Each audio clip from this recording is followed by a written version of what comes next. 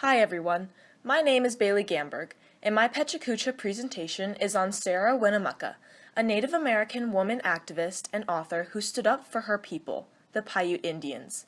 Before delving into her lifetime, I'm going to give some background information on her tribe.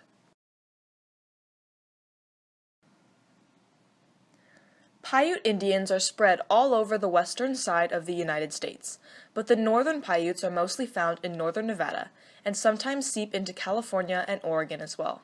They speak the Northern Paiute language, and their estimated total population in the 1800s was about 6,000 people.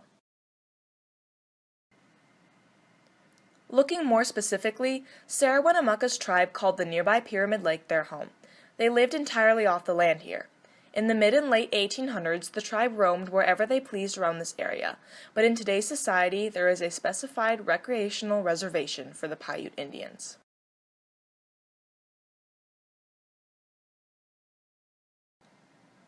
Sarah was born into the so-called royal family of her tribe. Her grandfather was Chief Truckee, an influential leader who helped guide white settlers through the treacherous Sierra Nevada mountain ranges. Her father was Chief Winnemucca, the following leader, who was just as kind and inspirational to his people.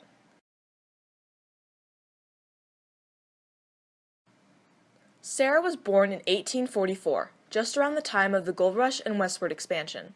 European Americans were expanding across the entire country, and this disrupted the lifestyles of many Indians. However, Chief Truckee was determined to be welcoming towards the newcomers, and eventually he was successful in gaining their acquaintance. As a child, Sarah's birth name was Thok-Metni, meaning shellflower in her language. Despite her grandfather having an unofficial friendly treaty with white settlers, Sarah feared them because of twisted stories she'd heard of the Donner Party, in which the Americans became cannibalistic.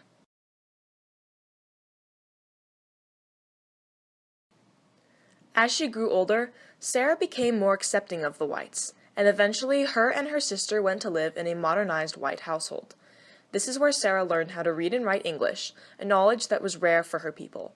Because of this, she became a frequent translator between the Paiutes and the nearby Caucasians.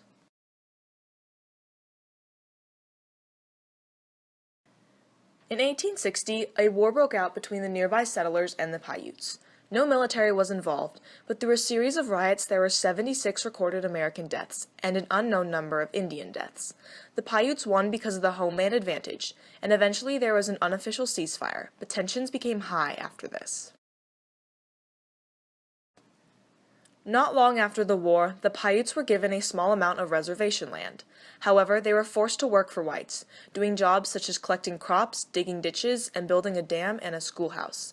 Indians were beaten and whipped if they disobeyed, so the reservation was not considered a place of freedom.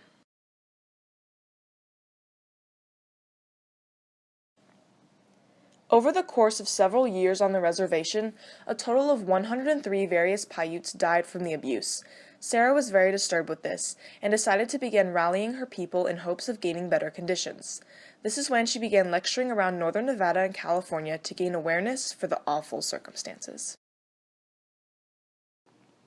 Sarah began writing and mailing dozens of letters to the capital, and tried to raise funds for a trip to Washington, D.C. to speak with the government official herself about the issue. She received donations through her lecturing around the country, and worked odd jobs to collect as much cash as she possibly could.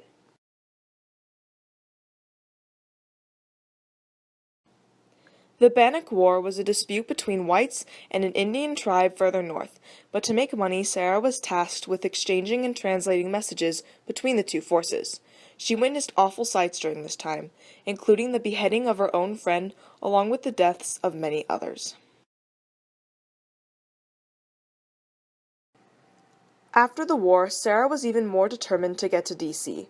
However, her tribe was forced to travel to the Yakima Reservation in Washington during the harsh winter, and several more of her people died.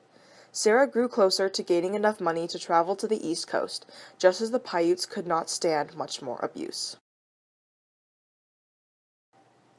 Around this time, Sarah gained national recognition for her lectures. Magazines and newspapers such as the New York Times wrote articles about her, and she even got professional photos taken such as the one on the right. Finally, Sarah, her father, and her brother were able to travel to Washington, D.C. and protest in person. Upon arrival, Sarah and her family mostly spoke to the Secretary of the Interior, Carl Schurz.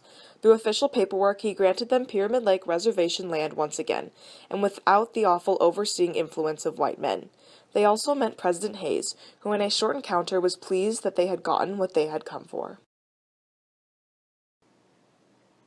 The Paiutes moved back to their homeland, but not all struggles were resolved. Sarah had made a very large and good step forward, but racism in the area was still very prominent. Small disputes and fights between the races often occurred, but much of the previous fighting and abuse had thankfully begun to settle down.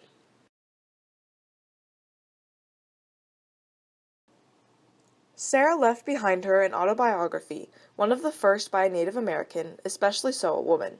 She also had helped create the foundation of the Pyramid Lake Reservation that we know of today, which still retains the Paiute culture and even has recreational activities such as hiking, fishing, and a museum. However, some anthropologists claim that Sarah Winnemucca is not all she cracked up to be. Many accuse her of being a Paiute princess, similar to Pocahontas, because she eventually married a white man and moved to Montana in an American society. Despite this, it is undeniable how much she helped her tribe live in healthy and welcoming circumstances. Today, Sarah Winnemucca is still recognized. She has a bronze statue representing Nevada heroes in the National Statuary Hall on Capitol Hill. There is also an elementary school named after her in Reno, Nevada. Sarah was an unrelenting activist for her people and extremely inspirational.